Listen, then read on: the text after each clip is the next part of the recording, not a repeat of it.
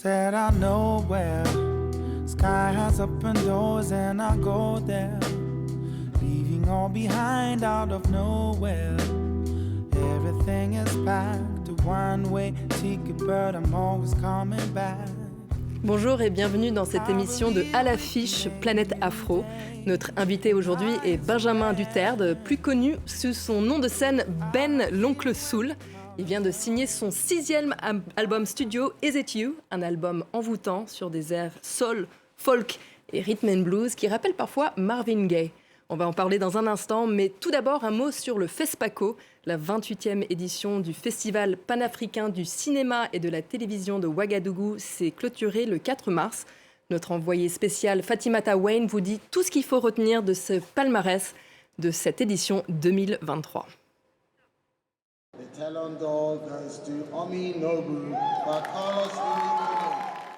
Un prix pour l'histoire, des mains du président burkinabé Youssef Chebbi, ici représenté, décroche le premier étalon d'or de la Tunisie pour Ashkal, un film mystérieux et engagé sur une enquête policière qui dégénère dans les rues de Carthage. Une œuvre qui a fait l'unanimité du jury. Le cinéma, c'est un tout, il y a le politique, il y a le divertissement et surtout la créativité cinématographique. Et c'est la chose la plus dure à faire dans le cinéma. Et dans les 3 étalons, il y avait tout ça, mais celui qui avait plus de créativité, plus de talent cinématographique, et c'est tout le jury c'est le film Ashkal. Autre enjeu de cette édition, la place des femmes. Cette année, sur les 15 longs métrages en compétition, 5 étaient des œuvres de réalisatrices. 2 d'entre elles sont sur le podium. Le film Shimoni de la Kenyane Angela Wamai remporte le bronze. Et le très acclamé Sira de la réalisatrice Apolline Traoré décroche l'argent. Un film sur la dure réalité du terrorisme dans le Sahel. Un prix que la Burkinabé a reçu avec beaucoup d'émotion. Je suis mitigée de mon sentiment. D'un côté, très contente au niveau de ma carrière parce que je suis montée d'un pan. Un peu déçue pour mon peuple parce qu'évidemment, ils voulaient l'or. Je n'ai pas pu leur apporter l'or, mais ce n'est pas grave. Je veux vraiment leur dire que je continue à me battre. Ça fait ma 4e participation. À la 4e, je gagne l'argent. Peut-être que la prochaine fois, on ira à l'or. Si le palmarès n'a pas fait l'unanimité parmi les festivaliers, la qualité de la sélection a, elle, été vivement saluée. Malgré un contexte sécuritaire lourd, cette 28e édition du FESPACO a tenu ses promesses en organisant une grande fête du cinéma africain. Un reportage de Fatimata Wayne pour France 24. Place maintenant à notre invité Ben. Bienvenue sur France 24. Merci Florence. Et félicitations pour votre nouvel album. Il est ici, Is It You. Donc on va en parler dans un instant, mais d'abord un point sur votre nom d'artiste, parce que pour ceux qui ont suivi votre carrière, on vous a connu sous le nom de Ben l'Oncle Soul. C'est toujours Ben l'Oncle Soul. C'est toujours Ben l'Oncle Soul. C'est toujours Ben l'Oncle Soul. Ok, donc parce que ou Ben. Ouais, Ben pour les intimes, pour Okay. ceux qui me connaissent déjà, et puis pour ceux qui me découvrent, Ben l'Oncle Soul sur le net, sur les réseaux sociaux. C'est plus simple de me trouver. Excellent. Du coup, vous avez sorti ce nouvel album Is It You. Yes. C'est un album intime, personnel, 9 titres, avec en titre cette question Is It You? Est-ce que c'est vous ou est-ce que c'est toi? Ouais.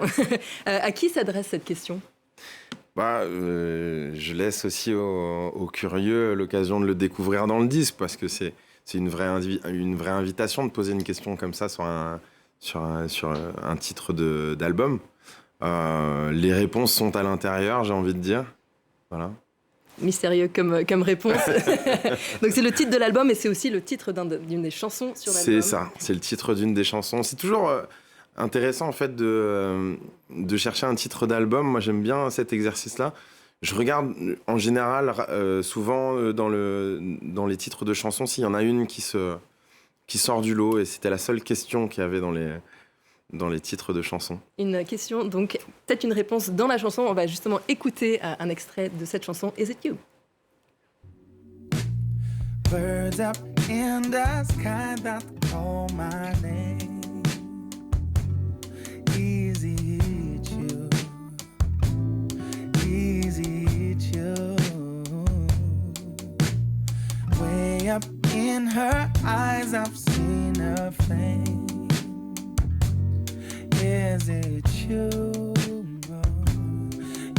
is it you? Yeah.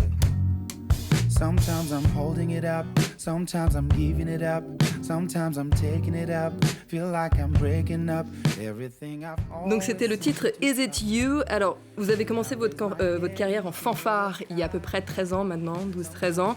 Vous avez imposé votre style rétro-soul sur la scène française. Et ce nouvel album se démarque un peu avec un son plus épuré, plus acoustique, et vous l'avez enregistré pour la première fois avec des musiciens qui vous tiennent à cœur. C'est des musiciens qui vous accompagnent en live sur la route. Est-ce que vous pouvez nous parler un peu de cet enregistrement intime? C'est mes musiciens depuis que j'ai commencé la musique, en tout cas basse et guitare. Batterie aussi, c'est parmi Stan, fait partie des premiers batteurs que j'ai rencontrés avec qui j'ai pu travailler. Et on a un petit dernier qui est le nouvel arrivant, le clavier, qui s'appelle Damien Cornelis pour le live. Et pour l'album, il y a aussi Alex Finkin. Mais en gros, c'est un cocon, quoi. C'est difficile de faire de la musique avec des gens qu'on connaît pas. Moi, je trouve toujours qu'il y a un côté, faut déjà se connaître, apprendre à se comprendre. Ouais, c'est une communication assez spéciale et ça s'entend vraiment sur le disque. C'est très intime. On sent que vous vous connaissez très bien, en fait. On a tous enregistré dans la même pièce. On était les 5 musiciens dans la même pièce, dans la même room, pour justement avoir un son qui se mélange. C'est-à-dire chaque instrument rentre dans le son de l'autre, etc. Et un peu dur la prise de son, parce qu'il faut bien disposer les micros, etc. pour qu'il y ait le moins de parasitage, un bel équilibre, mais on a réussi à le faire. Je suis très content. Je salue Jérôme Favreau-Maes, qui est l'ingénieur du son, et puis la Red House, le studio dans lequel on a enregistré. Vous avez vraiment réussi à attraper un instant dans cet album. Et il y a une autre nouveauté, c'est un élément assez spirituel dans certains des titres sur cet album, dont celui qu'on a entendu, Is It You. Qu'est-ce qui vous a inspiré à explorer un peu ce côté spirituel dans cet album? Bon, le spirituel, il a toujours été là dans mes influences, puisque en fait, moi, je viens du gospel.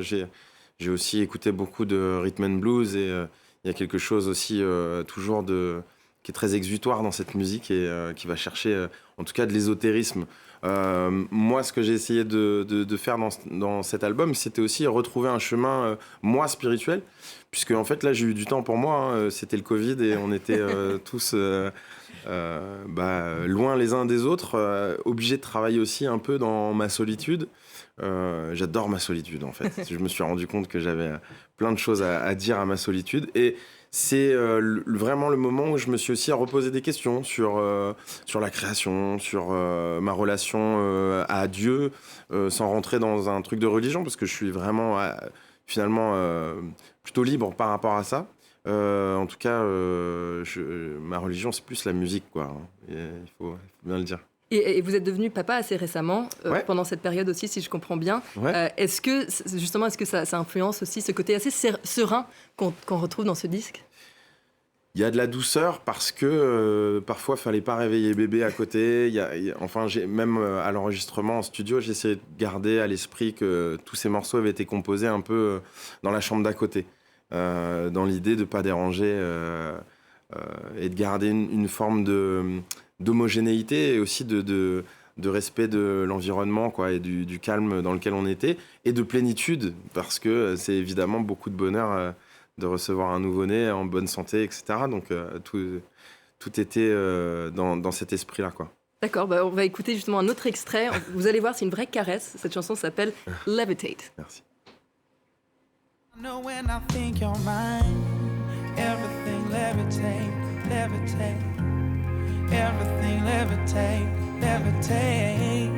Everything levitate, levitate. Oh yeah. Oh, maybe you know. C'était le titre Levitate du nouvel album de Ben l'Oncle Soul. Donc c'est un album que vous avez sorti sur votre propre label qui s'appelle Enchanté. Et c'est la première fois que vous sortez vos propres chansons. Vous avez déjà sorti un album de reprise l'année dernière, Red Mango. Mais là, c'est vos propres titres. Est-ce que ça apporte beaucoup de liberté? Qu'est-ce que ça change, en fait?